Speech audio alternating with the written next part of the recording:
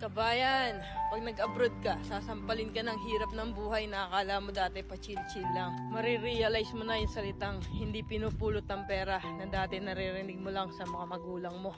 Marirealize mo na wala kang dapat pagkatiwalaan dito, kundi sarili mo. Marirealize mo na ang 5 oras na tulog ay sapat na para may paglaban ng isang araw na pagtatrabaho. At matututo kang pahalaga ng bawat sentimong sinasahod mo.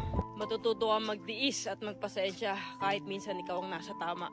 Matututo kang maging independent o mag-isa dahil wala ka na mga aasahan dito kundi sarili mo lang. Matututo ka rin ditong lumaban kahit ayaw mo na at hindi mo na kaya pero wala ka pa rin choice. Wala kang choice kundi kayanin na lang.